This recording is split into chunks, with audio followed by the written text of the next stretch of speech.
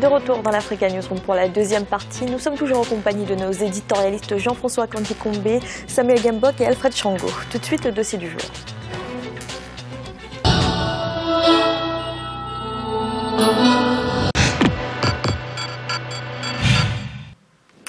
Partout sur le continent, la vente d'eau minérale est un secteur florissant. Les grandes compagnies agréées se disputent le marché avec de petites structures souvent informelles de confection et de distribution d'eau dans des sachets plastiques. Mais la qualité douteuse des eaux et des emballages représente aujourd'hui un enjeu de santé publique. Deogracias Podo. Depuis plusieurs années, dans la plupart des pays africains, des initiatives sont prises par les pouvoirs publics pour favoriser un accès plus large des populations à l'eau potable. Mais cela demeure toujours insuffisant pour couvrir les besoins sans cesse grandissants des populations, notamment dans les pays à faible pluviométrie et en manque de systèmes d'adduction. Comme donc en réponse à ce défi, de nombreuses structures de commercialisation d'eau ont vu le jour, s'imposant sur un marché qui aujourd'hui semble échapper au contrôle des autorités. Du Ghana au Sénégal, en passant par le Burkina Faso et le Nigeria, le commerce d'eau en sachet ou en bouteilles plastiques a pris de l'ampleur et est entré dans les habitudes de consommation. Malheureusement, la plupart des unités de production opèrent dans la clandestinité au détriment de la santé des populations. Beaucoup s'interrogent pourquoi, malgré les mises en garde et les alertes constantes des professionnels de la santé, le marché d'eau minérale gagne toujours du terrain sur le continent. Quels sont donc les mécanismes de contrôle qualité de ces eaux minérales à moindre coût ? Communément appelée Pure Water dans les pays anglophones, l'eau minérale en sachet plastique a permis au début des années 2000 aux grandes firmes multinationales de conquérir le marché africain. Un marché plutôt rentable pour les structures de production qui, en misant sur l'accessibilité, ont développé une gamme de produits autour de l'eau minérale avec l'agrément des autorités. Une concurrence s'est alors créée, eu égard à certains facteurs, notamment les faibles coûts de production et surtout la visibilité des structures productrices du fait du format des sachets ou des bouteilles en plastique. Au niveau de l'eau Yalba, nous travaillons avec du matériel des dernières générations et des technologies de pointe qui nous permet d'avoir de l'eau de très bonne qualité, pure et naturelle, que nous proposons sur le marché.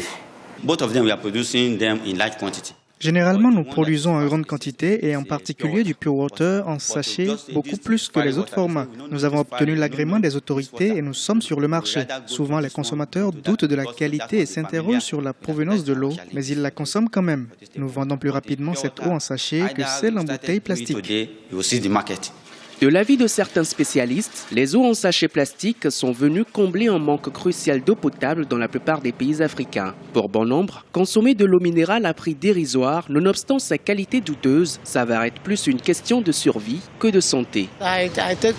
Je consomme du Pure Water et je la préfère à l'eau fournie par les services publics.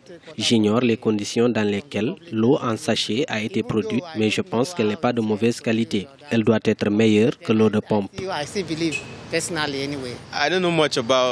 Je ne peux pas attester de la qualité de cette eau que nous consommons. Elle est vendue partout, que ce soit dans les rues ou dans les boutiques. Et nous avons une multitude de marques sur le marché, surtout pendant la saison sèche. De toutes les façons, il n'y a jamais une grave conséquence sur la santé à ce que je sache. Je ne sais pas si c'est pour ça qu'on la qualifie de Pure Water. Moi, je crois qu'il n'y a rien à craindre. En plus, nous la consommons depuis un bon moment.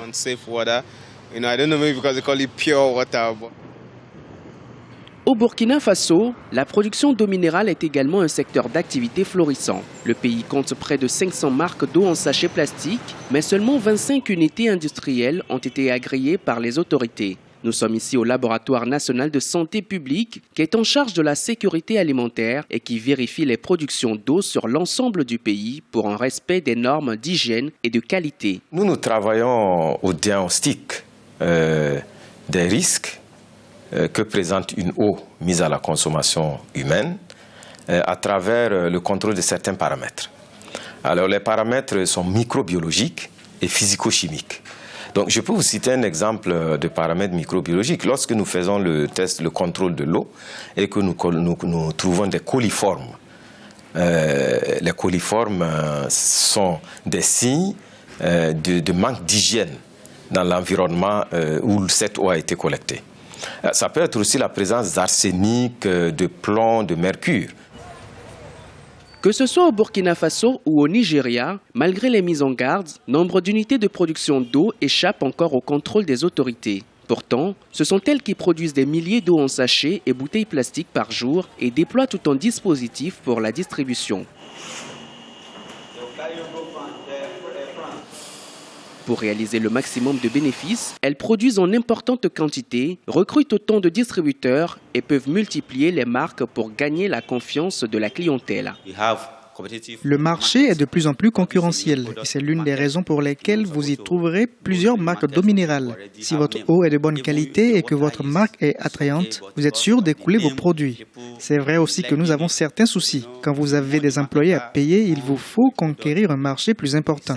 Plus grand est le marché, plus importants sont les bénéfices. Et pour ce faire, il faut recruter des distributeurs. C'est tout un ensemble et ce sont des défis qu'il nous faut relever.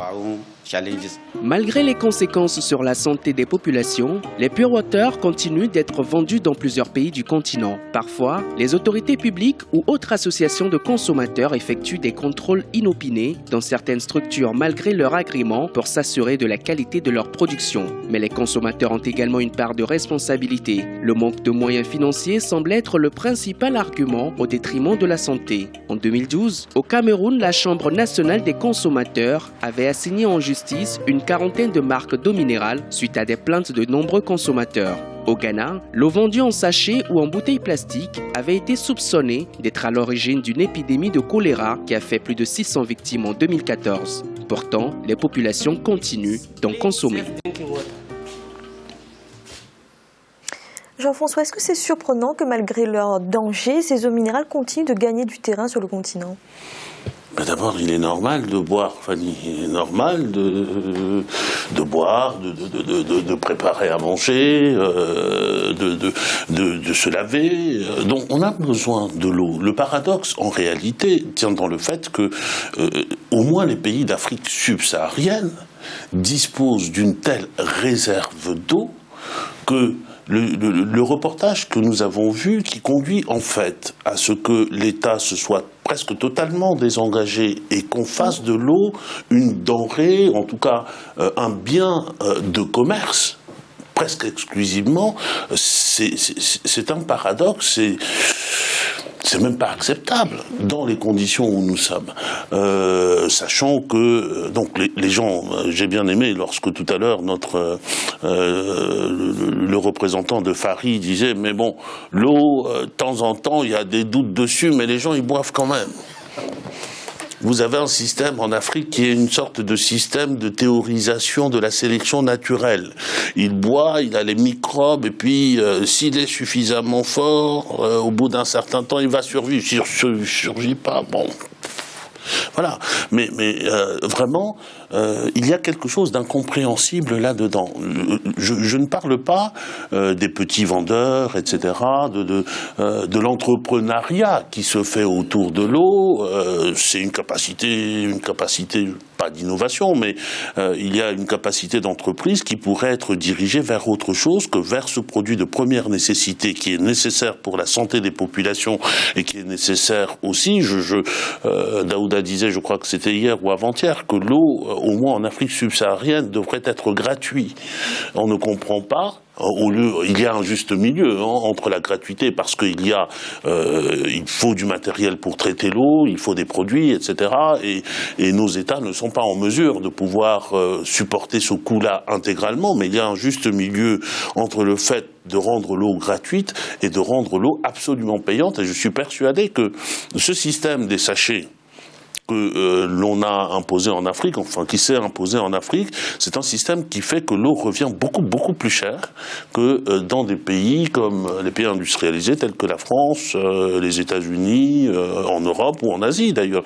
Vous prenez le nombre de sachets pour faire 1,5 litre, je suis persuadé que vous arrivez à un prix qui est supérieur au prix du 1,5 litre d'eau, ce qui est un scandale. En Afrique, au moins en Afrique subsaharienne, où nous savons que l'hydrographie des pays notamment d'Afrique centrale pourrait suffire à alimenter l'ensemble de l'Afrique, y compris l'Afrique du Nord, d'eau potable, minérale, etc. Il y va de la responsabilité des États. Je pense qu'il serait temps quand même qu'il y ait une politique en matière d'eau comme il doit y en avoir en matière d'énergie. Mais bon, la situation est celle-ci.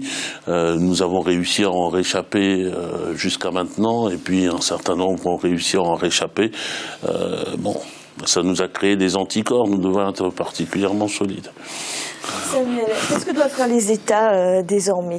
Interdire les marques connues comme étant dangereuses ou alors imposer des contrôles de qualité? C'est bien beau d'interdire certaines marques, mais encore faut-il trouver une alternative. Jean-François le disait si bien que l'eau est la source de vie. À défaut d'avoir l'eau potable, à défaut d'avoir des sources où l'on peut aller s'abreuver, les populations sont obligées d'utiliser l'eau qui leur est offerte. Donc si l'État doit prendre la nécessité comme nécessité ou un impératif d'offrir l'eau à l'ensemble de la population, ça doit participer dans les axes prioritaires d'un gouvernement. Moi, je suis parfaitement d'accord avec Jean-François pour dire que les États n'ont pas les moyens nécessaires pour peut-être assumer pleinement ce rôle. Mais je pense que certains dirigeants peuvent prendre comme simple ambition d'offrir de l'eau potable à une seule capitale.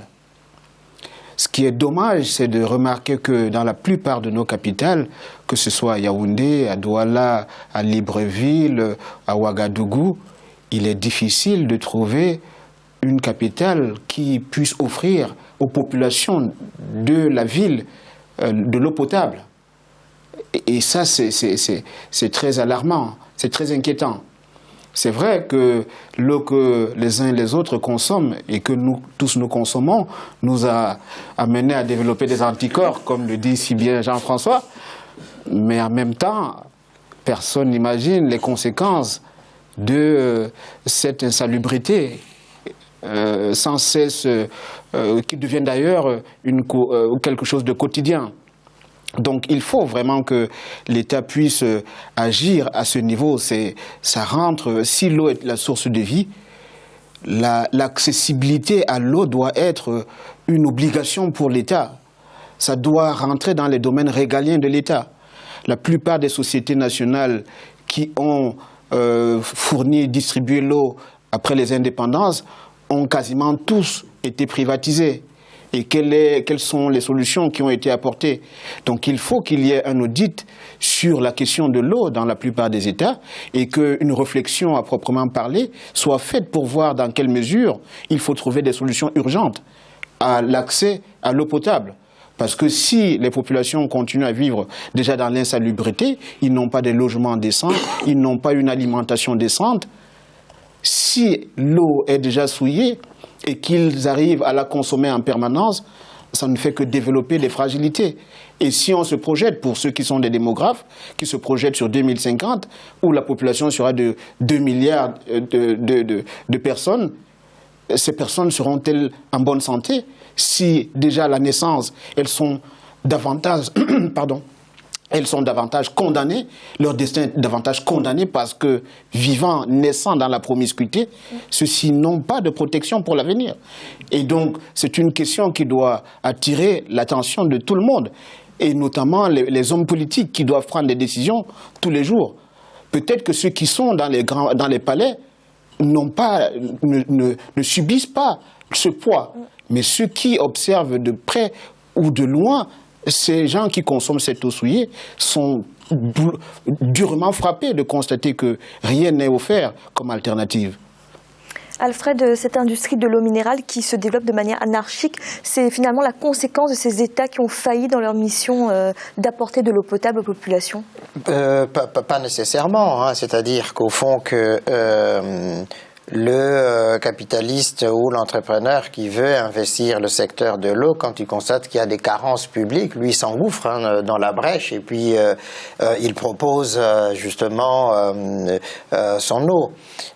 C'est aussi simple que ça. c'est vrai que la faillite des États est quand même préjudiciable, hein, non seulement aux populations, mais aussi, j'allais dire, à la santé, puisque on sait que l'accès à l'eau potable était l'un des objectifs du millénaire pour le développement, que tous les États s'étaient engagés justement à apporter de l'eau potable à leur population.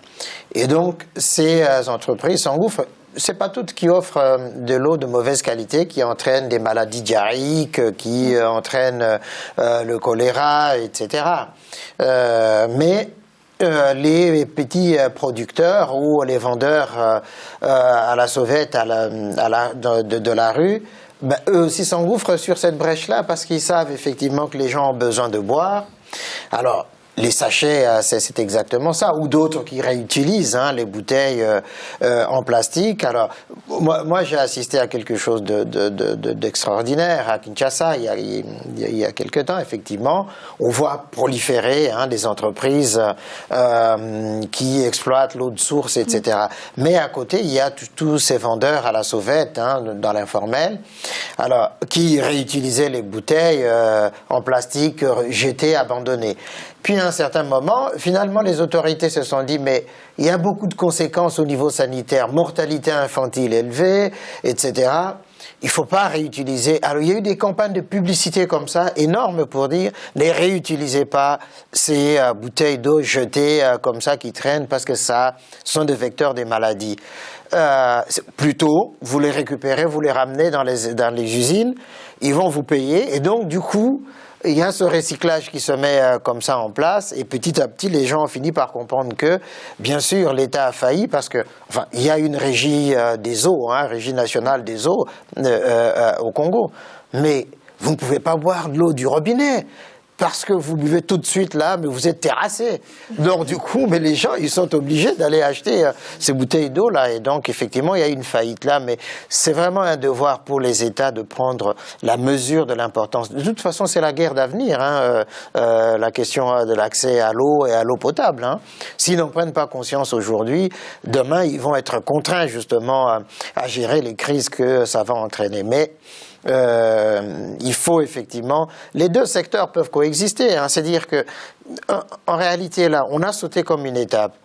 Ici en Europe, effectivement, on était à une certaine époque, ils étaient dans la situation de l'Afrique et donc justement la nécessité de l'eau en bouteille pouvait s'expliquer. Mais en Afrique aujourd'hui, tout le monde n'a pas les moyens de s'acheter une bouteille d'eau. Merci. Tout de suite, un rappel des titres qui ont été développés en début de cette émission. La lutte contre la corruption progresse au Nigeria. La commission d'enquête chargée d'auditer les dépenses militaires vient de publier son rapport. Un rapport qui révèle plusieurs transactions frauduleuses et notamment un détournement de 2 milliards de dollars destinés à la lutte contre Boko Haram. Et en République démocratique du Congo, une partie de l'opposition refuse de participer au dialogue national. Il soupçonne le président Joseph Kabila de vouloir obtenir à travers ce dialogue le glissement du mandat présidentiel qui va aboutir au report des élections prévues en 2016. Nous allons marquer une nouvelle pause dans un instant, la troisième partie de l'Africa Newsroom.